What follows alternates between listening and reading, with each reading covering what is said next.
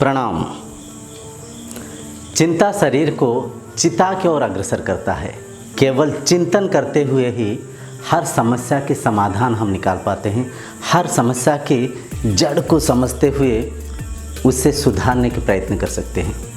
चिंता मतलब ये है व्यर्थ सोचते हुए, व्यर्थ चिंतन करते हुए, कल्पना में जीते हुए मन को चंचल करना।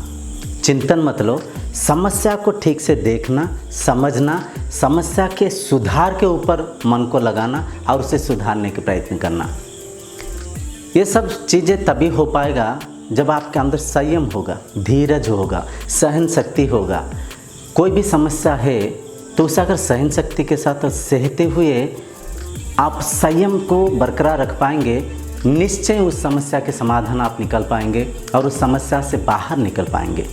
आइए आज वैसे ही कुछ संगठना के बारे में चर्चा करते हुए चिंता के प्रभाव को हम समझने के प्रयत्न करेंगे। राम और श्याम दो जिगरी दोस्त होते हैं। जहाँ कहीं पे भी जाते हैं मिलजुल के जाते हैं, बड़ा प्यार प्रेम से रहते हैं। एक बार राम और श्याम दोनों कई दूर के रिश्तेदारी जाके आते समय रास्ता में बारिश होता है। बारिश से बचने के लिए राम और श्याम रास्ता से थोड़ा दूरी पे एक पुराना मकान को देखते हैं और वहाँ पे भाग के जाते हैं। जब राम श्याम वहाँ पे पहुँचते हैं, वहाँ पहले से ही एक साधु व्यक्ति खड़े रहते हैं। मकान के पास थोड़ा सा छत होता है, उस छत के अंदर साधु व्यक्ति खड़े रहते हैं और वो साधु व्यक्ति इन दोनों की आगमन देखकर इन दोनों को पनाह देते हैं और खुद थोड़ा सा साइड होकर खुद भीगते हैं और दोनों को बारिश से बचाने के प्रयत्न करते हैं। मकान बहुत ही पुराना होता है। कोई भी उसके अंदर ना रहने के कारण मकान में कई जगह कचरा वचड़ा पड़े रहता है, छोटे मोटे पेड़ पौधे भी उगे रहता है। मकान बहुत ही कचड़ा सा होता है।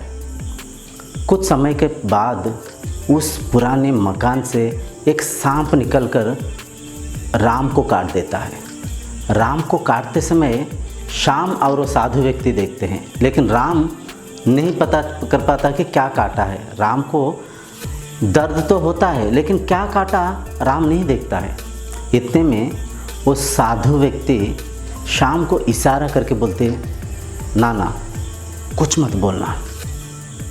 ऐसे बोलकर उस घटना को एकदम साधु व्यक्ति ने सुधारने के प्रयत्न करते हुए राम को बोलते हैं कि कुछ नहीं, एक कीड़ा काटा है, आपको एक छोटा सा कीड़ा काटा है। इतने में सांप कहीं भाग जाता है। वो साधु व्यक्ति ने रामू के पैर पे जहाँ पे सांप काटा था वहाँ पे एक रस्सी से, धागा से बांध देते हैं। खुद के जो तौलिया को चीर कर वहाँ पे बांध कर वो जो घाव को मुंह से चूस कर विष को निकाल देते हैं और फर्स्ट एड करते हैं। बारिश होते रहता है। ये बारिश को थमने के लिए थोड़ा प्रतीक्षा कर कर वहाँ पे खड़े रहते हैं। राम को जेहेतु पता नहीं है कि उन्हें सांप काटा है, राम उस संगठना को ज़्यादा सीरियसली ना लेते हुए चुपचाप खड़े रहते हैं। लेकिन श्याम ने जेहेतु सांप को देखे थे, श्याम उल्टा सीधा मन में सोचना प्रारंभ कर देते हैं। अरे सांप काट दिया, अब क्या होगा? कहीं राम के देहांत ना हो जाए। इतना बारिश हो रहा है, अभी पास कौन से हॉस्पिटल होगा, कहाँ पे जाएंगे, कैसे इसको मैं बचाऊं? अगर राम का कुछ हो जाए तो घर में मैं क्या जवाब दूंगा, मैं क्या बताऊंगा किसको? भगवान, हे प्रभु, ये कौन से संकट में हमें डाल दिए। ऐसे सोचते हुए मन को कई सारा दूषित विचार देते हुए मन को चंचल कर बैठते। ऐसे तमाम चंचलता के कारण श्याम की छाती के अंदर बड़ा ज़ोर से दर्द होता है और खुद छाती को पकड़कर नीचे गिर पड़ते हैं। वो साधु व्यक्ति एकदम भाग के आके उस छाती को थोड़ा सा मसाज करते हैं और उन्हें संयम रखने की सलाह देते हुए बोलते कुछ नहीं होगा, आप धीरज रखो, कुछ नहीं होगा। इतने में राम खुद के मोबाइल निकालकर 108 जो कि एम्बुलेंस के नंबर को फ़ोन करते हैं और एम्बुलेंस आता है। तीनों को वहाँ से लेकर हॉस्पिटल चले जाता है। राम को और श्याम को दोनों को फर्स्ट एड दिया जाता है। पता चलता है कि श्याम को हार्ट अटैक हो गया था। फिर दोनों कुछ समय के बाद ठीक होकर बाहर आते हैं। उस साधु व्यक्ति को प्रणाम करते हैं और उनके धन्यवाद ज्ञापन करते हुए उन्हें शुक्रिया कहकर अपने अपने रास्ते चले जाते हैं। इस घटना से हम क्या समझ पाते हैं?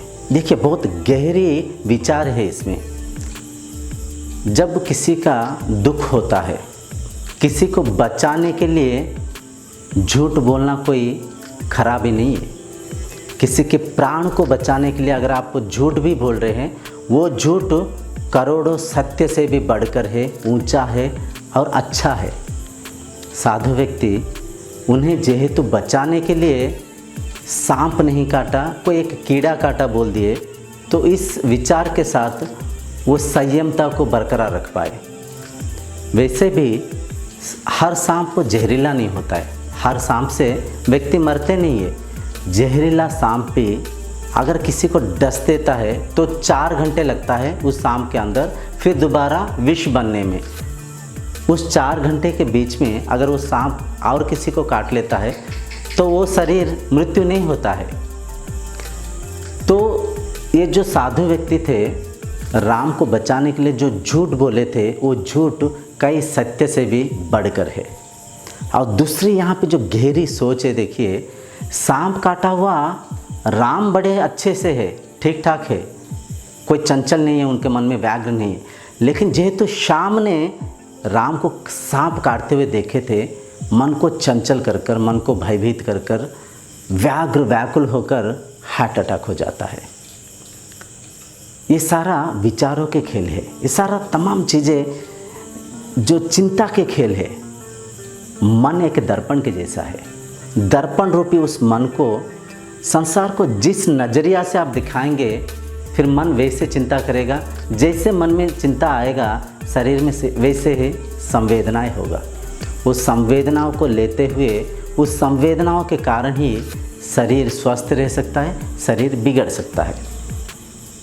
ये तमाम चीज़ों की निष्कर्ष ये है कि आजकल देखिए जो कोरोना महामारी है, कोरोना से जितना लोग मृत्यु नहीं हो रहे हैं, कोरोना के बारे में सोच कर, कोरोना के विचार करते हुए, भविष्य की कल्पना करते हुए कई लोगों को anxiety, heart attack, brain haemorrhage हो रहा है। ये सत्य है।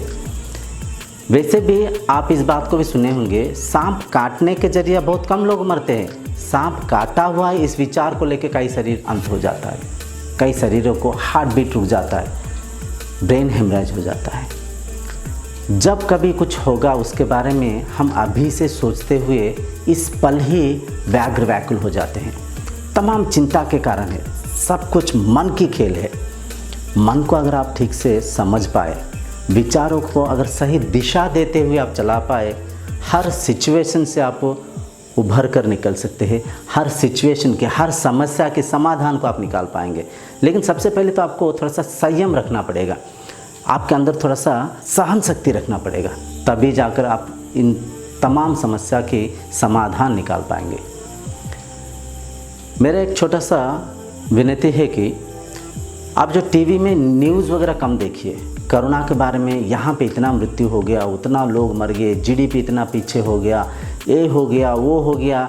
आजकल मीडिया भी जो प्रचार प्रसार कर रहे हैं, उनके टीआरपी को बढ़ाने के लिए कर रहे हैं। उस प्रचार से जनता के मन में क्या प्रभाव पड़ेगा, लोगों की चिंता शैली पे क्या दूषित होगा, कैसे प्रभाव पड़ेगा, इसके बारे में किसी को कोई चिंता नहीं है।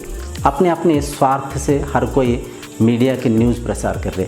तो मीडिया से थोड़ा बच के रहिए, न्यूज़ से थोड़ा बच के रहिए। सोशल मीडिया में आने वाले जो मृत शरीरों को कई सारा चटमटी वीडियोस बनाते हुए पता नहीं कुछ सुधारने के लिए लोग ऐसे उल्टा सीधा वीडियो भेजते हैं, उसे थोड़ा सा कम देखिए। घर में सत्संग करिए। सत्संग से ही मन को सद्ज्ञान देते हुए मन को शांत स्थिति में रख पाएंगे। जो मित्र आपको अच्छा लगते हैं, जिनसे बात करने से आपको सुकून मिलता है, वैसे लोगों से मोबाइल पे कुछ समय बात करिए। कुछ समय अकेले बिताइए, ना मोबाइल ना टीवी, खुद अकेले बैठे, शांत से बैठे, मन में कोई विचार नहीं है, मेडिटेशन स्टेट में बैठे, शांत चुपचाप प्रकृति को देख रहे हैं। कहीं छत के ऊपर बैठे हैं, बैठकर धीरे से चारों तरफ पेड़ पौधों को देख रहे हैं, चुपचाप बैठे हैं। कुछ पल अकेले बिताइए। कोई अच्छे किताब पढ़िए, कोई कॉमिक्स देखिए, कोई अच्छे कोई कॉमेडी शोज देखिए। मन दर्पण को जो दिखाएंगे वैसे संवेदनाएं आपके शरीर में होगा। तो संयम ही हमें समस्या के समाधान में सहायक होगा। धीरज रखिए, हर समस्या की समाधान है। इस विश्वास को मन में रखते हुए आपके दिनचर्या को आपके सुख और दुख के कारण खुद बनते हुए मन दर्पण में अच्छे चीज़ें दिखाने के जब प्रयत्न करेंगे, हर सिचुएशन से आप सुधर कर निकल पाएंगे। इस कार्यक्रम को यहीं पर रखते हुए अगले कार्यक्रम तक आपसे विदाई मांगता हूँ। तब तक के लिए प्रणाम।